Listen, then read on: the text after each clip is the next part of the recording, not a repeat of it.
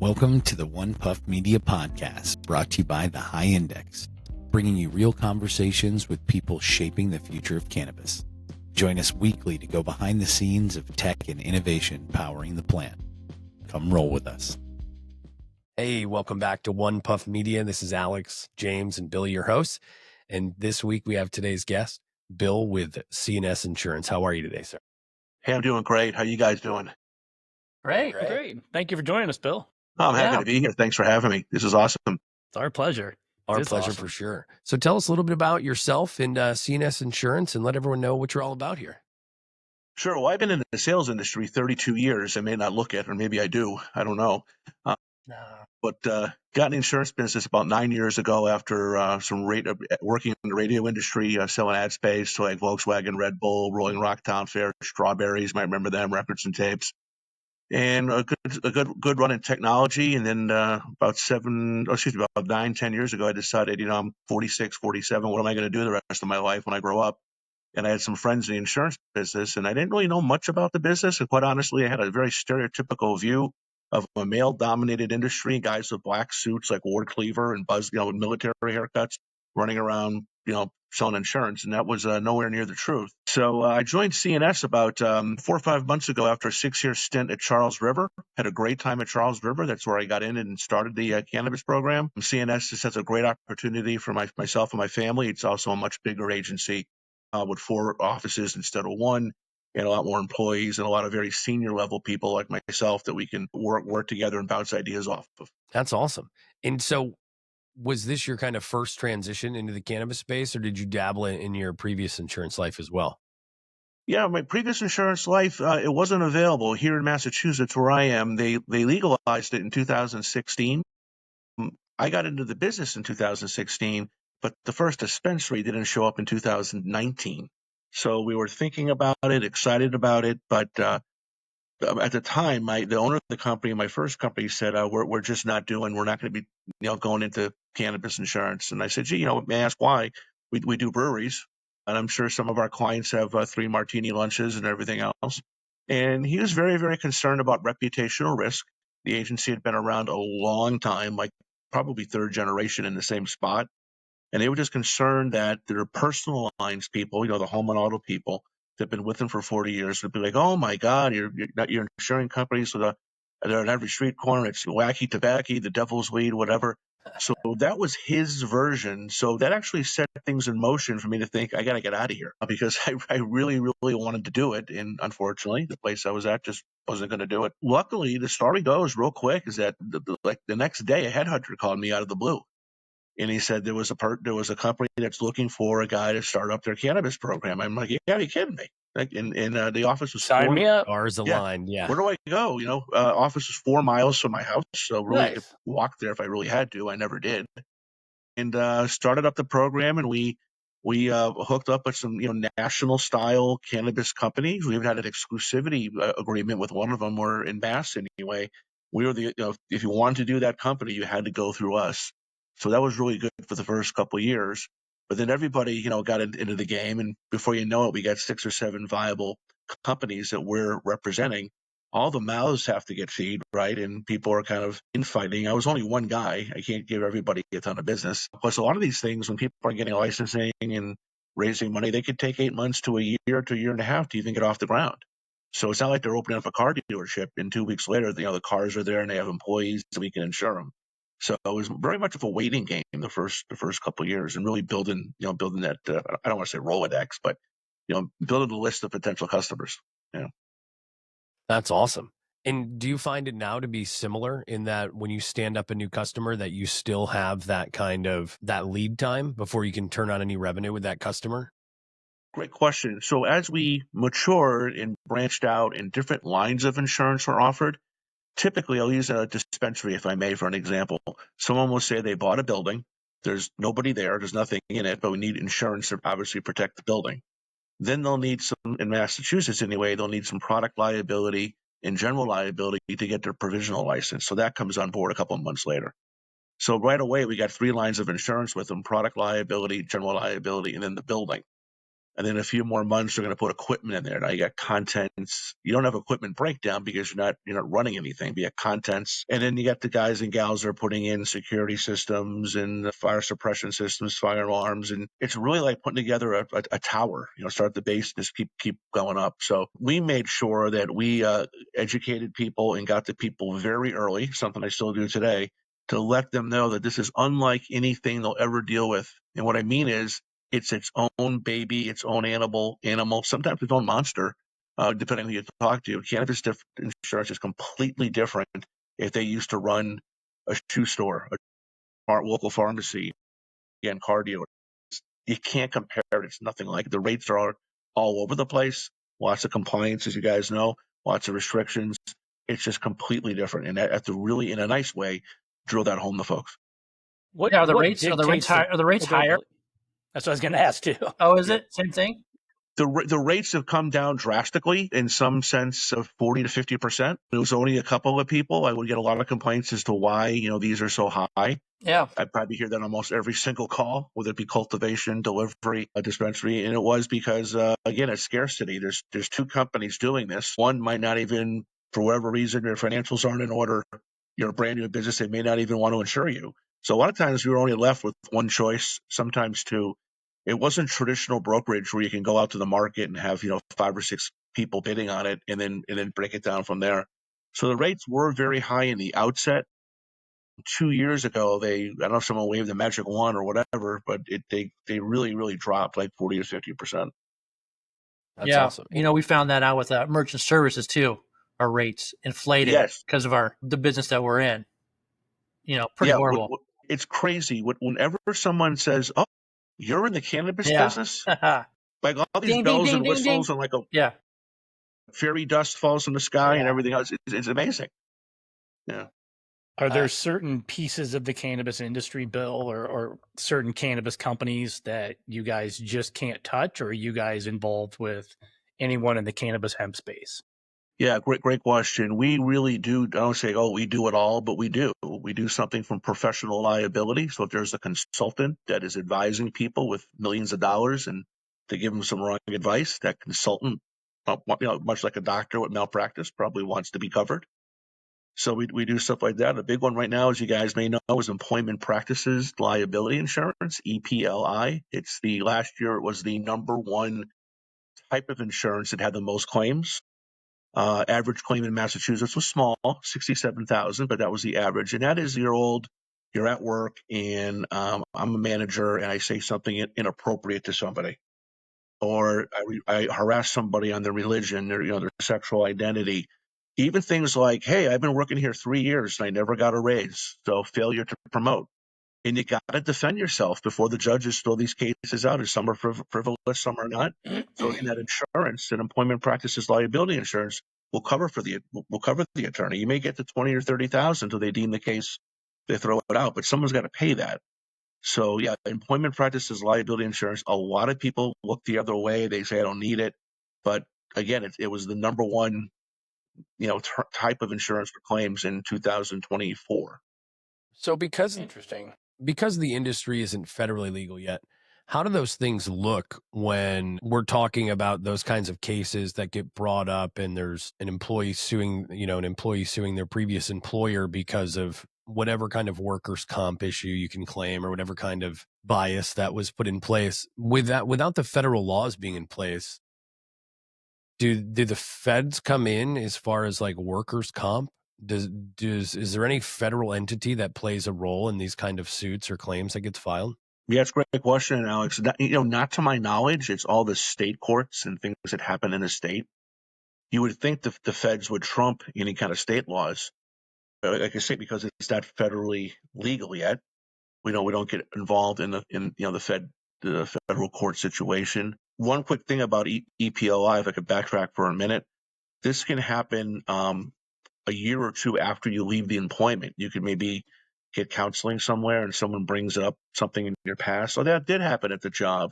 If the business isn't insured properly, they can be on the hook for it well after you're gone. It also can be even during the interviewing process. Something happens, we joke around about, in the old days, like the casting couch in LA or something. But even if some sort of impropriety happens, you're not even an employee, you still can bring a case. So it And really that's why is something that really touches everybody. It really does. Yeah, and that's why I was curious about the federal component of it, because I always immediately think the Equal Opportunity Commission, and I think, they're stepping in, the EEOC is coming into play, the claim's been filed, harassment's been done, whatever race card that's been played or whatever bias that's been thrown out. So I always immediately think the EEOC is coming in, right? They're doing their investigation. Your business is going to be fined. But You'd it's think so. interesting it's interesting they're not coming in to kind of dabble when these cases arise, especially if you look at that many just inside of Massachusetts alone. Yeah, I'm going to need your services, Bill, after this deal, after building the high index. I'm going to, Sorry, Bill, could you repeat that? I'm sorry. No. I was just making a joke in there, Bill. No worries. I love the high index. I've been a user for about a month. It's been great. I mean, yeah, thanks. I don't have enough time in my day to use all the things I use, but you guys are the first thing I click on in the morning or the afternoon whenever I get into the office. That's awesome. Appreciate that. Yeah. It's great to hear. And you guys didn't pay me to say that, so that's true. Yeah. Thank you. Yeah. No, we don't even get money to have people on here, Yeah. For us, we just love having the conversations. I think it's awesome. I think maybe in a different life, we all used to, be radio DJs. Yeah, I have a background in that, so perhaps, yeah. Yeah, Really maybe. I like jamming out, but I'm just not any good, right? But what I've learned is I'll sit on and just talk on podcast mode all day, Oh, I love doing these. I don't do enough of them. Yeah. One thing I want to bring up, if I may, gentlemen, is kind of a new trend that we're seeing happening is OSHA is doing spot checks. There was a death in my hometown of Holyoke a few years ago. The young lady died in Pennsylvania. Case. It's obviously terrible. No, what happened? I beg your pardon? What? I did not hear of that. What happened? The best I can understand is there was a woman working, I want to say, for a cultivation site, and she was in one of the rooms that kicked up a lot of dust. And she asked to go outside to take a breath, get some air. And the supervisor said no. And then she asked him again, and no. And then, she was on the floor and right on the ground, and the ambulance came right away, but I'm not sure if she died en route to the hospital or at the hospital or there, but yeah, she late 20s, passed away. Did not hear about that. Yeah. Ultimately, it was respiratory failure with inhalation of something, and most people attributed it to 𝗨ः inhalation. In the big grinders that happen, there's a lot of essential cannabis dust that's created. It's used in a lot of infused pre-rolls, and it can definitely be, a very tropical kind of environment. It's hot, it's humid. There's no, and depending on the room that you're in, there could be a lot of airflow. There could be no airflow at all, depending on the individual grow room you're in or the processing room.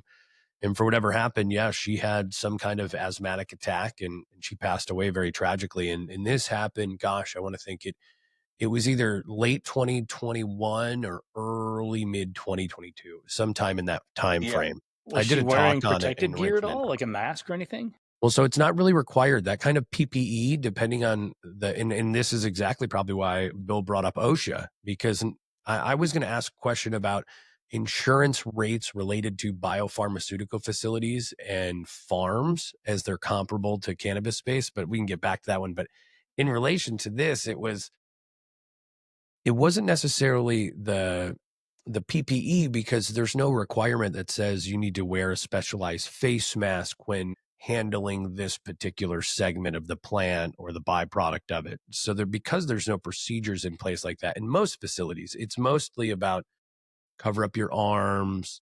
During COVID, it was wear a mask, or wear safety glasses, wear gloves, hair nets to protect the product and things like that. But outside of that, there's no requirement that requires you to wear any kind of ventilation system when you're dealing with those. Yeah, I bring up OSHA because Massachusetts is the only state where they have three separate and distinct offices. Most states have one or two, but they have three in a kind of a small state in Massachusetts. Now, there's obviously a lot of cannabis activity going on in the state. But we partnered with a firm last week that they go in and they're not with OSHA, they're a separate entity, and they just tell people what to look for if you were to get spot checked, and what I can see right now, what you're missing, type of thing. Things blocking the door, people not having the right equipment on. The back door was the ice and snow was piled up, but there's you got to get that out of there, that type of stuff. they have the right to come on your property and do a check. There's no warrant needed or anything like that. So this company is a kind of an up and coming company. And we had a webinar a few weeks ago. We had some of our clients on, and they got, I think they got a few nuggets out of it. Most of our clients do run a good ship. I think all of them do, actually. But some people really didn't know about some of these things. Another thing is, if you have, I believe if it's 7 employees, a minimum of 7 employees working, one person has to be certified for CPR and things like that. Not like I know how to do it. They got to be certified. And most of the people we talked to had no idea. Yeah. Think back to the days of what was it, middle school shop class when you were learning about eye wash stations, if you whatever it might be, like way back, right? And I think it's really interesting because most facilities don't have any procedures in place or managers in place that are really aware of what is and isn't compliant. And so do you guys offer that kind of oversight with your policies and your offerings? Do you provide that level of service to help them out? Well, we don't offer anything in a policy, but we do have this new relationship with this company that we can recommend the company that's certified to do it to come in. And the nice thing is, if you're like under 50 employees, most of it's covered by like grants and things like that in the state of Massachusetts. Almost all of it's covered. You know what I mean? So we have a resource where we can recommend professionals to come in and do it. And it's kind of a new thing. It's only like not even a month old. So it's like it's like a health inspector for restaurants. Yeah. Right. Just like that. Because you never know what the hell. I mean, nobody knows the rules. I mean, they find a new rule that come in there, and you're like, what? Never heard of this rule. So nobody's ever going to be on top of it. Well, similar to cannabis, the turnover in the restaurant industry, you have a lot of entry level turnover. Sure. So you can train people, but 4 months later they got a better gig, or someone has health benefits, or they're gone. You know what I mean? They got to start all over again. So that turnover ratio is, I think, almost a direct correlation to the propensity to having something go wrong. Yeah. And there's so many things especially in the grow environment, whether it's primarily on the indoor grow environments, but there's a lot of things that most people wouldn't want to do if they had a choice, whether it's wearing long PPE throughout the day, it's hot, it's humid, whether they have to wear glasses if they're cleaning the floor, things like that. Most people would elect not to do it because nobody's putting on safety goggles or anything to scrub down their walls and floors in their house. So why would I do it in there? And so I think it's really telling about the managerial staff you have to have in place to ensure that your employees are following the proper protocol. Because if not, especially when this starts making more of a federal push, these standardizations, they're not going to be optional. It's going to be mandated. And the moment that you don't, it's not going to be like, oh, you failed a bad batch of weed. Here's your fine. You're going to lose this, whatever it might be. You're going to be shut down. They're going to come in and they're just going to close it down, and they're going to say there's too many violations and you're done. And what recourse do you have then except spend a bunch of money and get a bunch of people in place to fix all these problems that shouldn't have been in there to begin with? And people think that insurance covers that, and we don't cover that. If you're doing something wrong and you get shut down, we don't cover that. Makes sense. Yeah. We cover things that we understand mistakes happen, and we cover a lot of things. But if you're neglecting to uphold the rules, there's just, a good inspector is going to come in and ask a ton of questions. What were you doing? Why were you doing it? And it's going to be deny the claim. We don't want to deny the claim, but we can't reward people for bad behavior. Yeah, no, you can't. And it's weird because you see some of these, I don't want to say smaller operations, but newer operations in kind of wild, wild west states where, hey, you got a license, great. And then what you find is there's people outside smoking joints, using cannabis on property. And it really becomes this interesting thing because I get that might not be classified as OSHA violations, but you're coming into a bunch of other different compliance issues, legality issues that are putting your business under fire and huge risk. And do you, I guess I know more about, I would say, like, employee and health insurance than I do kind of liability and compliance and building insurance and things like that. Are you guys more you're for the employer, right? I mean, your job is to come in and protect the business and the assets, not even from outside threats, but also from the employees, right? Yeah, that's a great question. Our duty is to the person signing the policy and paying the bill. right? So yeah, but again, to your point, I mean, there's no consumption allowed in anywhere near any dispensary. So that's why social consumption is in the works right now in Massachusetts, which we could get to if you like. But yeah, we're certainly going to talk to the employers first. We might bring in some key employees in the meetings, the subsequent meetings, like general managers or managers, just to kind of give them the idea. Because to your point earlier, with the turnover and some of these kids, like just out of college, this is like their first job. They never managed. They can't manage themselves, let alone 6 or 7 people, right? That's got to be and an they just exciting don't. first job. You're like, oh yeah, It would be Yeah, awesome. well, yeah. I'm rolling in it. Yeah, I'm going to get rich quick. Couldn't No, you're imagine not. it. Right. I just think it's interesting. I heard this thing by Gary Vee the other day, who said, the ego is the reason you don't fire people fast enough. And they said the biggest downfall for a lot of businesses where you don't fire somebody fast enough. You bring somebody in and you're proud that you hired this person and they've started making mistakes. You started realizing that their leadership isn't aligned where it needs to be, or they're not managing people properly for the benefit of the business. And so instead of getting rid of that person, you move them somewhere else, and you try to make it work. And because your ego is directly reflected, you hired that person. You don't want it to be negative on you, but removing that component and getting rid of that person is going to save a lot of businesses. Because I think too often, and you can tell the moment you walk into an establishment and it's managed bad, because there's no consistency. The level of service you're getting just isn't the same across the board. There's people free roaming, do whatever they want instead of like really helping people out. And it's, that person shouldn't be in charge of those people. And I think it's even more important in a facility or factory style setting where there isn't necessarily, giant things that are going to hurt you or disembody you or kill you potentially from a hazard, of a saw or something, projectiles, but just in general, there are chemicals in play. There's wet surfaces all over. There's a ton of like health and safety liabilities right in front of you. And most people don't even care about it. Not to say everyone doesn't, I think that the industry as a whole is going forward. So you said something earlier about when you guys started out, what was it, 19, when cannabis first popped off in Massachusetts? Yeah, it was legalized 2016, first dispensary 2019 in Massachusetts. That's crazy that in 6 years, there's been over 300 dispensaries stood up in the state. I think it's pretty wild. But yeah, cultivation sites, delivery. Yeah, of course. I mean, it's a full-on ecosystem now up there. I'm just living on my little island in Virginia where it doesn't exist. So I get a little jealous. Now. My brother's in Virginia. If he's watching this, hey, Craig. What's up, Craig? Where's he at in Virginia? You would ask me that. It's a dumb town. It's like Dumfries or Dumfries. So yeah, it is a dumb town, Dumfries. That's exactly right. He used to be in Arlington when he was younger. We had a lot of fun in Arlington back in the day, but I digress. But one thing I want to talk about, if I may, I know we're kind of just bouncing around here. Yeah.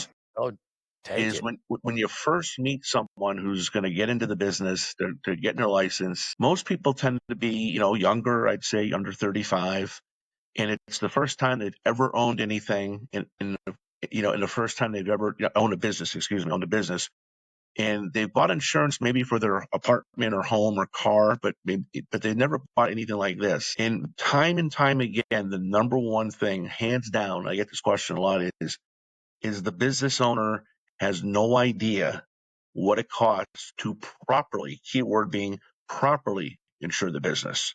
We will not work with people that say to us, or I don't work with people, how cheaply can I get in? People that, they spend more time picking out their suit or the clothing for dinner than they do insuring their business.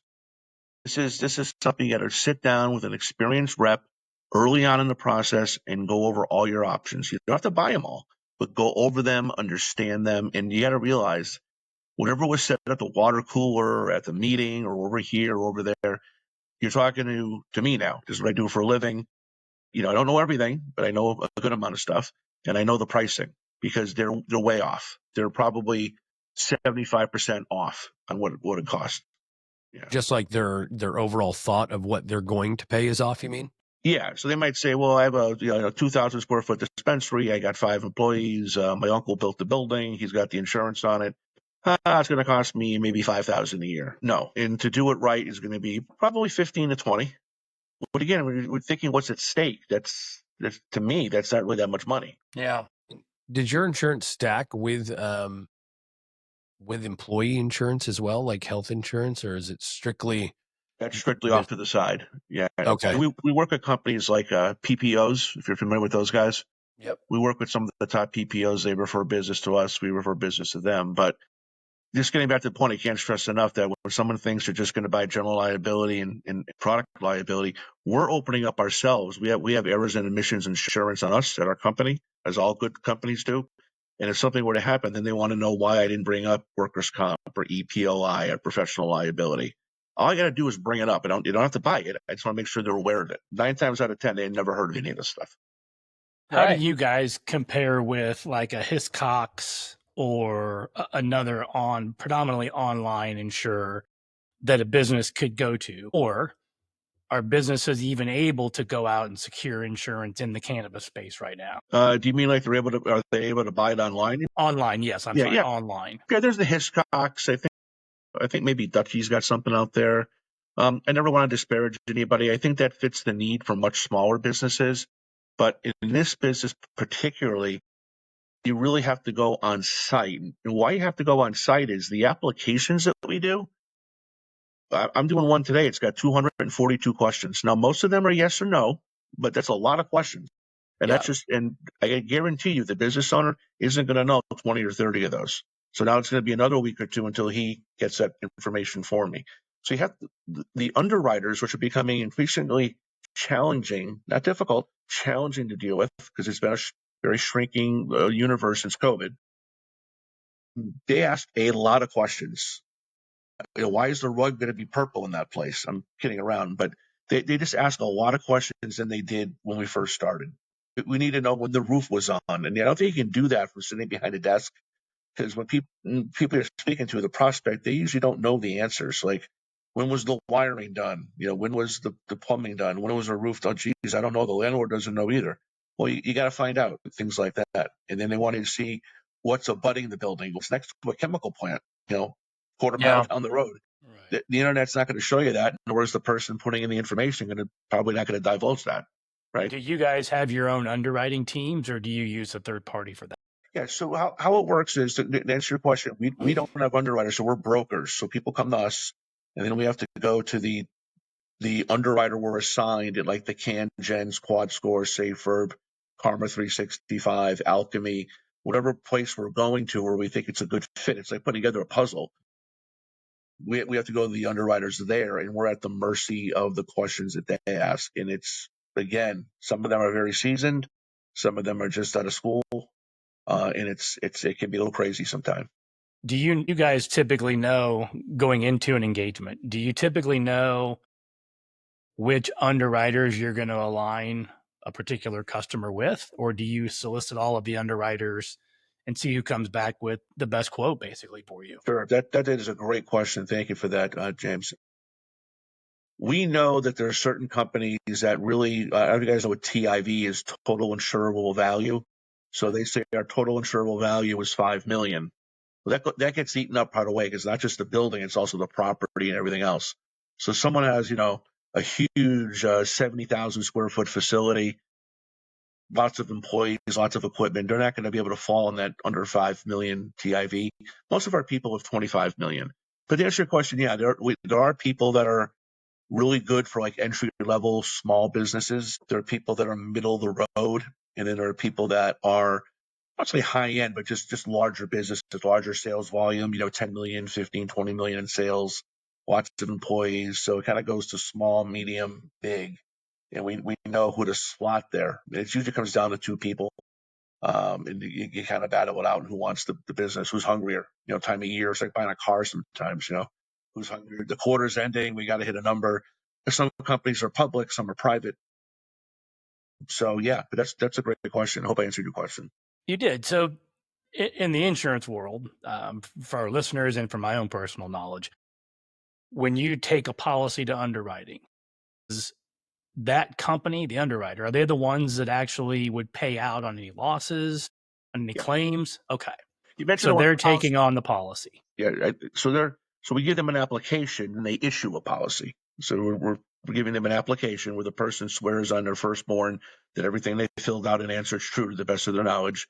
The underwriter takes all that information, like making a meal, looks at it. Oh, the potatoes look bad. I throw those out. They'll ask about some things. They always ask. We got to come back, and then there's always 2 or 3 steps. But yeah, then the insurance company issues the policy. And if I were to file a claim as a business owner, I go to the company that issued the policy. I'm like a middleman. Yeah. Gotcha. So you kind of step out when the claims happen. They go straight over. Well, yes, but we one of the You reasons why I went facilitate. to CNS is they have a full service, full-time claims department. My other company didn't. So people would call me because they're upset about something. And quite honestly, I don't know much about claims. I'm a sales guy. So I look like I'm dumb, or I'm trying to help them, but I'm like a foot doctor doing heart surgery. Nothing against our foot doctors out there. You know what I mean? So Yeah. now they go to a Yeah. person or a couple people in our department that have an office. They've been doing it for years, and they're really good at claims, and that's where they go. And they work hand in hand with the carrier to help resolve things. And you work primarily with dispensaries. Is that your main target? I would say inside the cannabis world, that small to medium-sized dispensaries are my biggest, to date, my biggest type of customer. I do have some large cultivation sites. I have 9 delivery companies. I have some manufacturers. And the big thing for me now is, I'm sure you guys have heard of these THC beverages and these hemp beverages. Yeah. Absolutely. Yeah, Yeah. so we've signed an exclusive agreement, if I may plug them a little bit, is I mentioned earlier, they're a newer company, very hungry, called 𝗨𝗱𝗲𝗿𝗄𝗏, and they're the only company I know right now that will insure, whether it's 𝗨8, 𝗨9, whatever it is, they'll insure it in all 50 states as long as it's legal, because there's legislation ongoing that it was legal last week, but now it's not legal this week, or not legal January 1 or something like that. Texas is kind of in limbo right now, for instance. Yeah. I know that used to be a big hub, right? That used to be the big hub where there was a lot of like distillate factories for CBD and hemp. And There's I thousands of them. wonder, yeah, I wonder how that's going to go now. I know that it's a huge like white labeling market in the South. It's wild. It really is. Yeah. So if your primary, I guess, target is dispensaries, what do you think is going to happen if the break-ins and the thefts and the burglaries continue to rise with dispensaries? I mean, is that one of those instances like, hey, I crashed my car, so now my rates are going up? Hey, I got ripped off. They broke in and robbed all my stuff. Do I got to pay more now for insurance? Do these type of policies ensure that if that did happen, that those people are going to be able to collect back on, all the stolen goods? Without Yeah. being canceled. Well, a lot of stuff there. Let's unpack it. I'm not gonna. I know you guys like anecdotes, and I do too. I kind of fashion myself as a little bit of a storyteller. In that, I did have one client within the last year who someone stole a car in the middle of the night, like between Sunday and Monday, like 2 a.m. when usually there's nothing going on, people getting ready for work and everything the next week, and it's all on camera. Went to the store. He didn't have any defense, like any pillars in front of the store, and he drove into the store 14 times, backed up and did it with a very large car, by the way. It was kind of like a Lincoln, like an old Lincoln or something. 14 times. 14 times. Yeah. The cops took over 13 minutes to get there in the middle of the night. And again, nothing against law enforcement. I'm just not sure why it took so long. And then the guy got away. He got away. They never found the guy. They had him on camera. He looked to be like around 16, 17. It was a stolen vehicle. And to this day, I mean, I talked to the client, they're still a client. They never caught him. Now, the problem is on this one is the claim was about $100,000 that they put in. When the inspector That doesn't came seem out, enough. It doesn't seem enough. it was enough. Yeah. The inspector came out. He said, "Oh, you're only going to get 71. So there's a 29,000. You're good at math. There's a $29,000 difference, delta." And my guy goes, "Why?" He goes, "Oh, there was some kind of marble or plastic within 18. It was all gibberish. Within 18 inches of the street to your place, when the steel of the building started, and we don't cover that it's ornamentation." And my guy is, he's a great guy. He's very street smart. He called me up and told me what the guy said. I had the battle for like 6 or 7 months, but I got him as 29. In all modesty, I just wouldn't. That's awesome.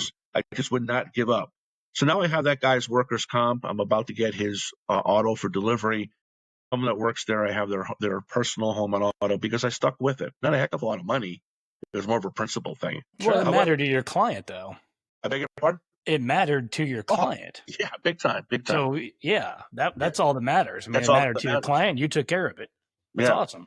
Even getting the police report, the police gave him the runaround. They didn't give him a police report, and he went down to the station many times to get it because the insurance company wanted it, and they for whatever reason they just gave him they just wouldn't do it. So finally, I went down with him. You know, I happened to be in the area, so you want to grab lunch, we'll go together. And maybe because I was in a suit and a tie and I'm big and I look like I knew what I was talking about, we got the police report somehow by the grace of God. So that got everything rolling. Yeah. Huh. So I was going to say real quick, lost my train of thought. But anyway, that's the story. Oh, unfortunately, he was not renewed with a $100,000 claim. Even my mother's not going to get renewed. And even though they did nothing wrong, it's a business. And the guy was spending way less than that. And it's just tough luck. So we were able, though, because of our relationships with other carriers, to explain what happened and get him good coverage, which he has still today, within probably $5,000 or $10,000. He's still a customer today. So with the break-ins, knock on wood, I haven't really had a lot of break-ins with my customers. I've certainly heard of them. But one thing we mentioned to people is that at the end of the day, if it's a dispensary, you got to put all the stock, all the stuff on the shelves. You got to put that back in your vault and lock it up. Or if you have a giant safe in there. Everyone gets lazy every now and then. And if someone's casing the joint and they can see it from outside, you know, their eyes light up because they can see the stuff is there. Now, most places have cameras. So these guys know they got like 3 minutes to get in and out. So they'll look for a back door to jimmy open or something else. But the problem I have is just people not doing their job sometimes. Not everybody, but some folks. And again, we're not going to cover any of that stuff that wasn't where it's supposed to be. So they like yell at the insurance company, but it says right on the policy. And remember, it's the client's job to read the policy and answer any question, ask any questions they don't understand. Nobody reads it. I don't read my home policy. I'm in the business. But it really is. If you go to law, that's what it is. They have to be somewhat familiar with what they're buying. And if they don't, ask questions and we'll explain it to them. That's crazy. Do you guys do any proactive, consultative work with your clients? Let's say that I open a dispensary and I enlist your services and sign a policy with you guys. Do you do anything with your clients to help educate them, help them understand, hey, these are safe or best practices. This is what you should be doing, even though it's not in your policy. These are things that you should be doing on a daily basis, a nightly basis, a weekly basis, monthly basis, to really help mitigate any losses. Yeah. Or things that could happen catastrophically.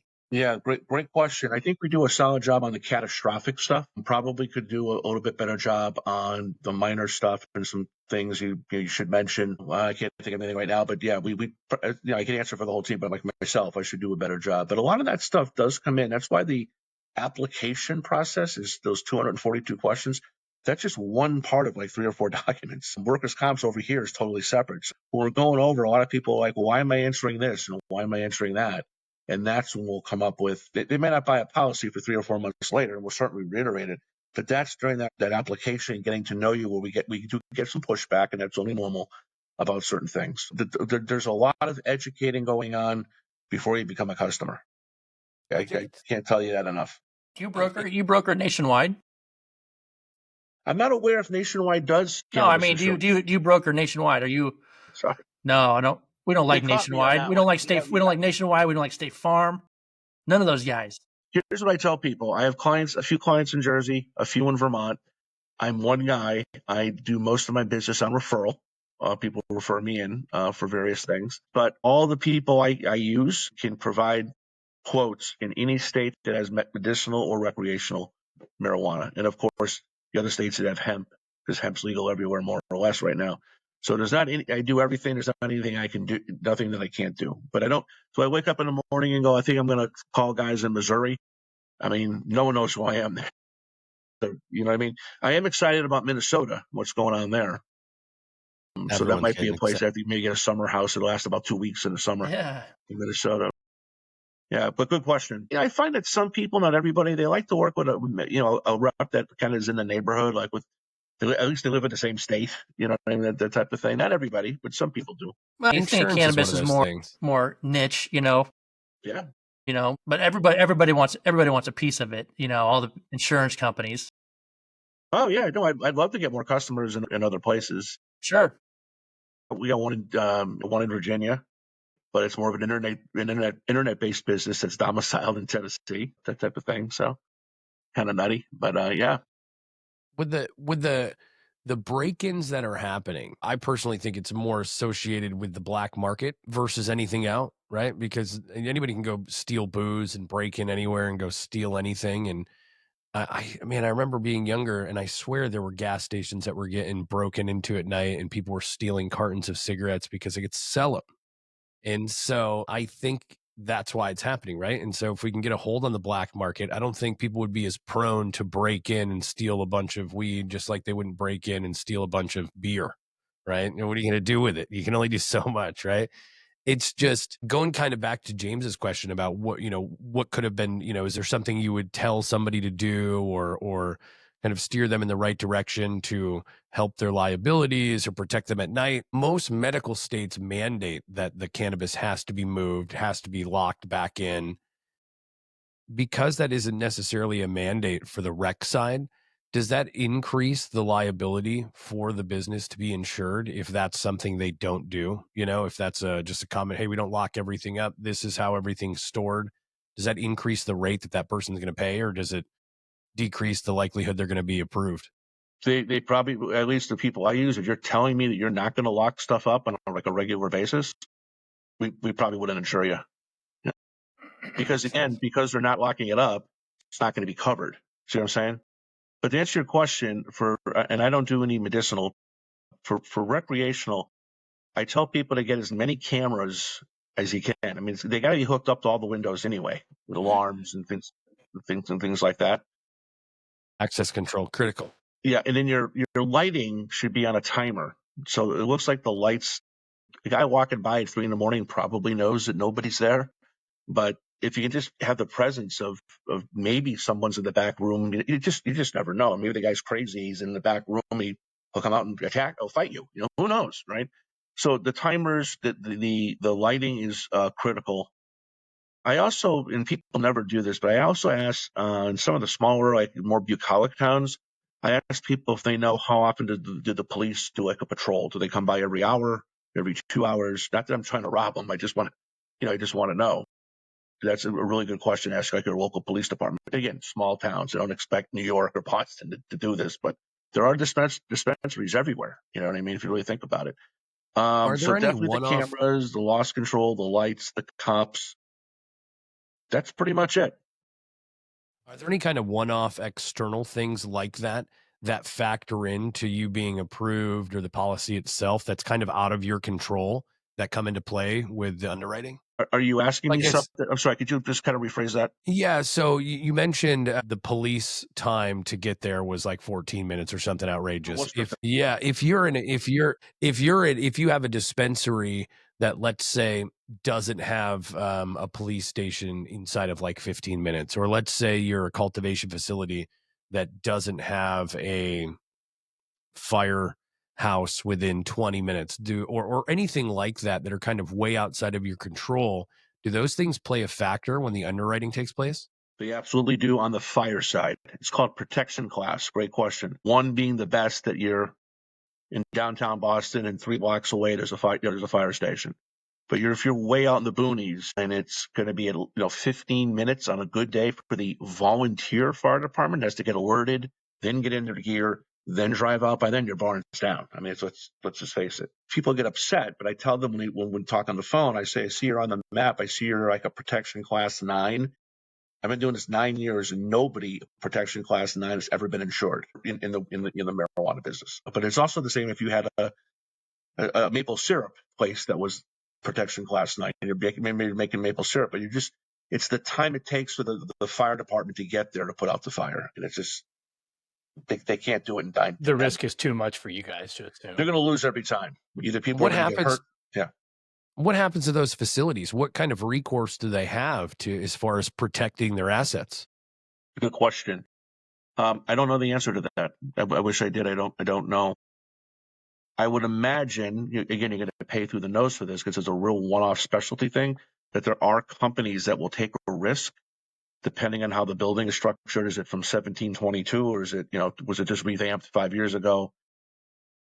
Are the roads dirt roads getting up there, or are they, paved roads? And there are people that would probably do it, but then the client starts complaining about, why is it so expensive? We have to explain because this is the only place that will insure you. They can charge you whatever they want. I'm not saying they should, but you know what I mean? So at some point it becomes economies of scale to self-insure yourself. Exactly right. That's another, yeah. And we have people that self-insure. We do have people that self-insure. It's fine. That's crazy. Insurance companies make so much money, and they're scared to insure, things. But they also lose a lot if they have to pay out. It's unlikely. Right. I think about the geez, come on. I think about the similarities of this kind of one-off instance of a higher rated or unable to be approved because of your location and the amenities you have. Down on St. John, it was very similar with people who lived on boats and who had sailboats, and not even boats, but you have $1 million homes. Yeah. And most people don't have down there? Hurricane insurance. And you want to know why they don't have hurricane insurance? Because hurricanes may or may not hit. And because it's so expensive and you really only have a couple options. People are like, well, you live on an island on the side of a mountain on a cliffside. You're going to be really expensive to insure. And guess what? A hurricane hasn't hit here in 20 years. And so because of that, people are like, no, I don't need it. I'm just not going to do it. But then what happens is like the hurricanes that hit down in St. John and the VI a handful of years back, everyone lost everything. Most people didn't have insurance and everyone's scrambling.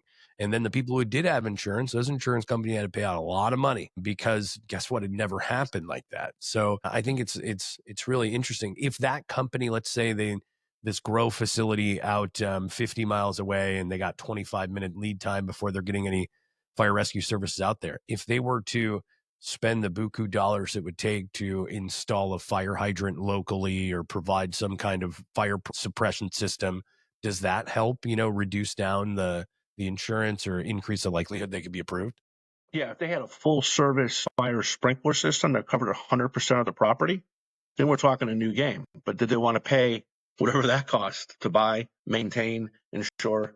Right. Real quick, you might remember the California wildfires that happened recently. The claims were $80 billion just for that, and it's still going. And then the hurricane, we had a couple of tough hurricane seasons out in Florida, South Carolina area. I don't know the number, but it's a lot of money. And the insurance companies are just getting back to the where they were before COVID. It's taken about 5 or 6 years to get back to pre-COVID levels in terms of profitability and things like that. And then this huge, fire. I mean, Allstate canceled 70,000 policies, 70,000, because they just said you live too close to where the fire has been in the past. Not that you even had a claim, you just live too close. So those people have to pay whatever the market will give them. There's just, you have to have insurance. Yep. Yeah. My in-laws are in the Cape Coral area down in Florida. And so when those hurricanes came through a few years back, they were directly in line with it. And now their whole house didn't get flipped over. The roof, got ripped off, thank God, nothing like that. But they were submerged underwater, their vehicles, their house. And of course, that means you're ripping out everything, sheetrock, mold, mitigate. I mean, everything. You got to remediate the whole house. And they were having a nightmare with their insurance companies. And so is everyone down there, because guess what? You have millions of people all submitting these claims at the exact same time. I couldn't imagine having to be associated with natural disaster relief or insurance or aid. No. That makes me wonder, and Bill, maybe do those insurance companies in those instances of natural disasters, and I understand FEMA and things like that, but do those massive insurance companies, are they getting some kind of write-off or kickback from the federal government on these massive claims because of this? Like, are they being subsidized somehow by the federal government? It's a great question. I just don't know. Yeah, I don't kind of play in that sandbox, so to speak. I wouldn't answer that question, Bill. I wouldn't answer that live. Government's watching. Government's watching us. They're always watching me for some reason. But just real quick, we're not out of time here, but do you guys know the difference? And I don't expect between surplus and like standard market insurance. In insurance terms? Yeah. No, I do not. Okay, so all cannabis is called surplus. So surplus lines are more challenging. A bar that sells just alcohol, that's a surplus place, no food. If you have a skydiving company, high risk, that's surplus. On the other hand, when you hear names like Nationwide, the Hartford, the Philadelphia Group, Chubb, those are standard markets. They don't do any cannabis because it's not federally legal. And what I'm getting at is with the cannabis market, if something goes wrong and a company goes belly up and someone has a claim, the government does not step in and say, okay, we'll subsidize you, we'll take care of you. You're out of luck because you're working in what's called the surplus lines. Gotcha. If you're in the other ones, the standard, the government always comes in and makes you whole. Again, I call it Main Street USA stuff, right? The pharmacy, the shoe store, the doctor's office. They have a claim, say from a hurricane or whatever else, they'll always be made whole. But with surplus, you're out. You're on your own basically. There's no one's going to come. There's no knight in shining armor that's going to come and help you. So, and to put that in real context for my brain, if I'm a farmer in Florida and I have a mangoes and I have a huge mango farm, hurricane hits, wipes out all the mangoes, I have really good recourse to get my money back, to be made whole. But if I own an outdoor cannabis grow, maybe it's a gray room, same equal revenue stream of mangoes to cannabis, and both are flattened, I really have no recourse or anything I could do on the cannabis side. Nope. You got it. You just smoked that mango strain, didn't you? But that's with all surplus. Amusement parks. Again, anything that's dangerous, like the guys that hang off of bridges that do concrete work. God forbid they fall. Their companies they still have workers' comp and things like that, but their companies, again, if the company has a claim and whoever they're with goes belly up, then they're not. It could be out 80,000, 60,000, whatever that claim is. No one's going to jump in. It hasn't happened very often. I don't want to scare the viewers or anything like that. Surplus lines markets is doing very well, but I have to explain that almost every call because a person just needs to know. And and they say, well, I don't want to do this. I'm like, well, if you want to get cannabis insurance, all cannabis is surplus. I know you don't want to do it, but that's where we're at right now. Right. Well, looking ahead, Bill, where do you guys see your continued growth in the cannabis space, and how does technology come into play in terms of reshaping risk evaluation, underwriting, things like that? Great question. Thank you, James. I know for us that, again, I mentioned earlier that the drinks are just, it's a huge market that's going to explode. And because I always like to find niches that my competitors aren't doing and be the forefront in it, we're really focusing on these drinks. The other thing is on the social consumption. I think I mentioned to you guys, it's very close to happening in Massachusetts, the CCC, the Cannabis Control Commission, laying out the regulations. And that's like years ago, people would joke and say, oh, let's go to Amsterdam and go to a coffee shop and have a space cake or something like that. Now you can do it right in your hometown or the next town over or something like that. But the problem is there's no alcohol at all in the building allowed. So you cannot bring your own. So you got to buy from the person there. You can get it packaged properly and leave with it if you don't use all of it. But people have to put in these unbelievable, air filtration systems that cost a lot of money to filter stuff out. And there's always, of course, the real estate. Are you buying the place or you're renting and leasing? What are the conditions of the lease and things like that? But it's been going on and talked about for quite a while here in Mass. I believe 13 states right now have social consumption, and Vegas was one of the first ones. Their biggest one went out of business after a year recently. You may have heard of that. Yeah, that I was pretty shocked, actually. Yeah, I mean, I guess not. It's just crazy because you think Vegas, you think hey, who's not going to be at a consumption lounge? And then such high hopes, especially to be kind of the leader in the space, if you will, setting the tone for. I don't know. It was. I think casinos were talking about that. There's talk about casinos allowing. That's true. Consumption there, so they probably booted him out of there, right? Hey, that definitely could have had a play. If anyone had pulled to shut something down in Vegas, it's going to be a casino. So we're really excited about, again, being on the forefront of that, educating folks. Again, I like to call it demystifying people. There's a lot of mysteries and fantasy about what you need, what you don't need, and really try to make sure I'm one of the pioneers that, I can build the trust from my potential clients and just tell them like it is. Sometimes it's difficult to tell them like it is, but I'd rather see them get what they need than just a Band-Aid just to get into the business. It's just not what we're about. Hey, Bill, what about that psychedelic market? Yeah, we do have one company. She'll go nameless, but they're ready to do it today. Really? Yeah. I'm watching that market. What liability look like in comparison? What's that? I'm sorry. that liability like in comparison to cannabis? Is it comparable? It's going to be worse, and haven't I written it yet. bet, dude. But to answer Jim's second question about technology, sorry, James. One thing that is just real, it's not troubling to me, but I am, and I'm not easily mystified, but I am on this one. We bring up cyber insurance on every single call, and people are still thinking about 20 years ago when the coverage was a lot of money. It was, and you got very little play for it, very little coverage. Now it's very affordable, and they get a heck of a lot of coverage.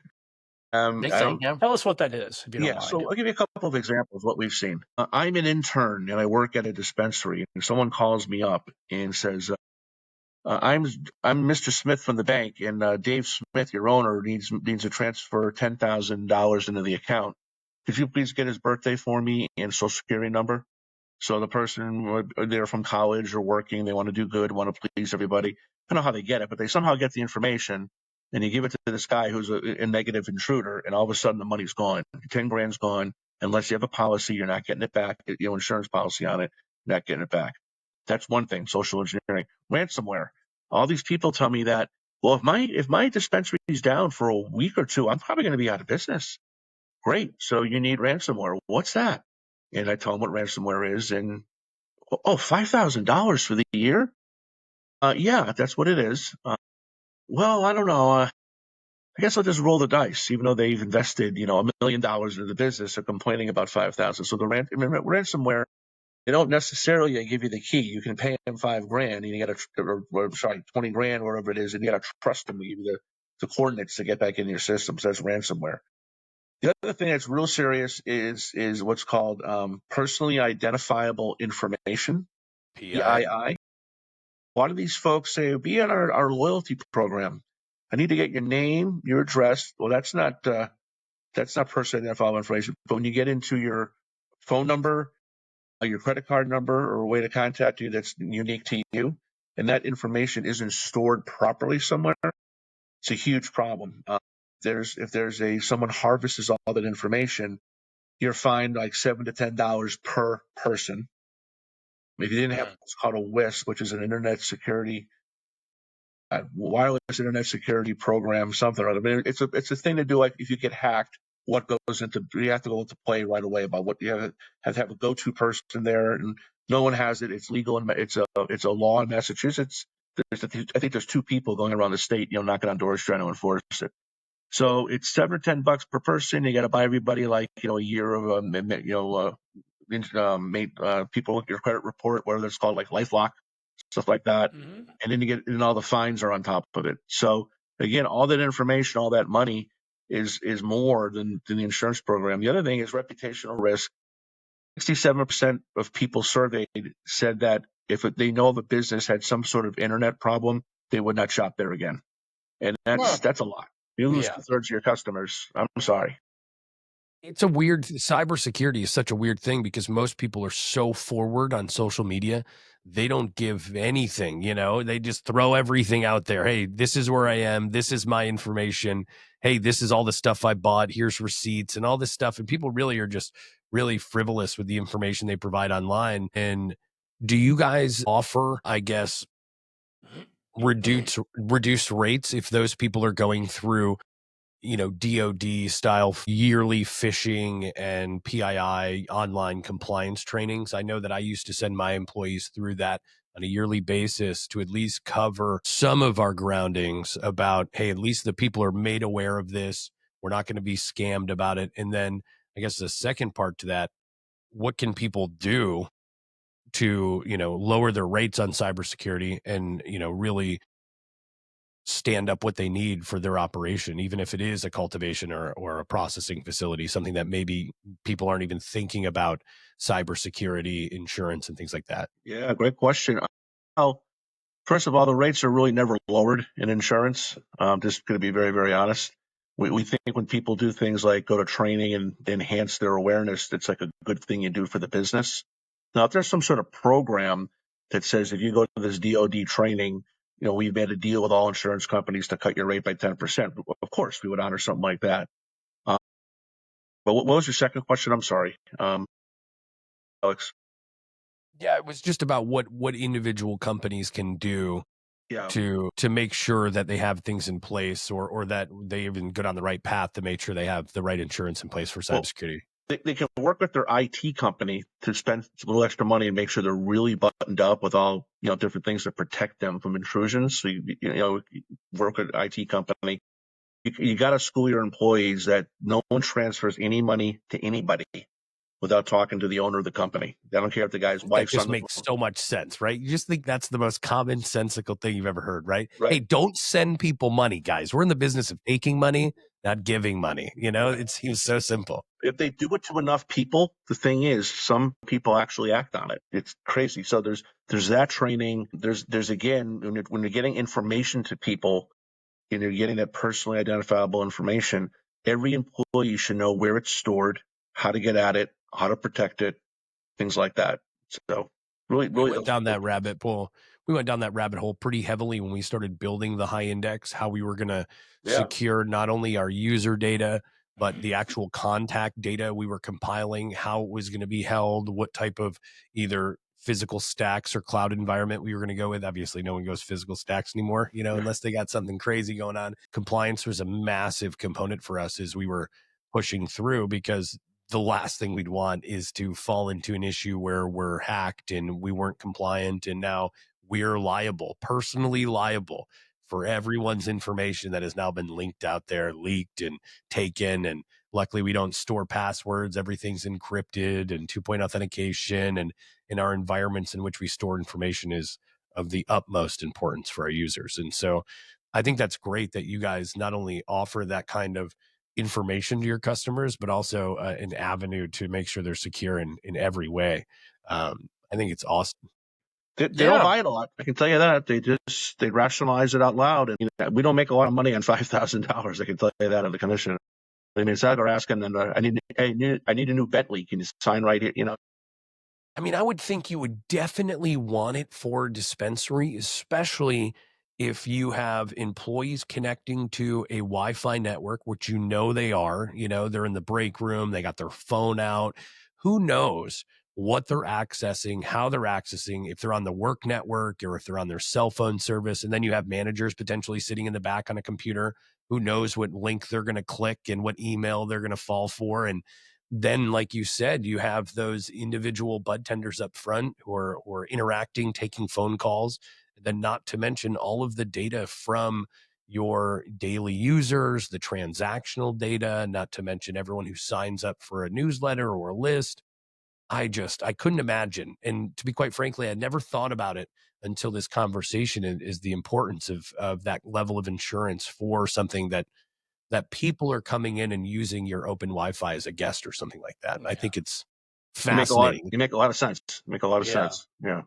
Well, Massachusetts is a state where they have over 330 licensed dispensaries, nearly 1,000 total licenses. Adult use cannabis sales topped 1.8 billion.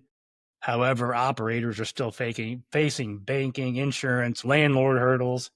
However, you're a bright light in the industry for the state of Massachusetts with CNS Insurance, and you're doing great. Thank you. That's really kind of you. Thank you. So, yeah. Yeah, no, it's hearing your story has been awesome. And I could, interestingly enough, probably talk about insurance and the applications of insurance in the cannabis world for additional hours, which I got to be honest, is shocking. But I think it's so applicable, not only in just day to day, but the importance of the longevity of your business is critical. And most people just don't realize what they don't know. And so I think what you're doing and how you're doing it is great. And it's been awesome really having you on. It's been great knowledge for sure. Yeah. I really enjoyed myself.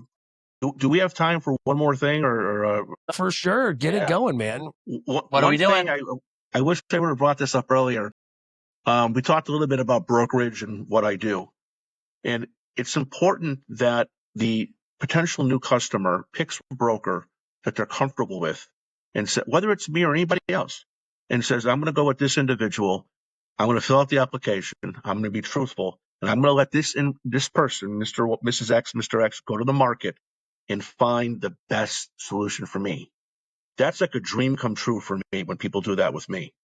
The other problem we have is like my mom's 87. God bless her. She's doing well. Hi, Mom. You're watching. Anyway, she has this mentality like the guy's going to put a roof on the house. Oh, I got to get 3 quotes. I've got to get, it's 1955. I have to get 3 quotes. They get a high one, a low one, in a middle, a low, middle, high. And I'll go with the middle guy every single time. I bet my life on it. And I know a lot of people like this.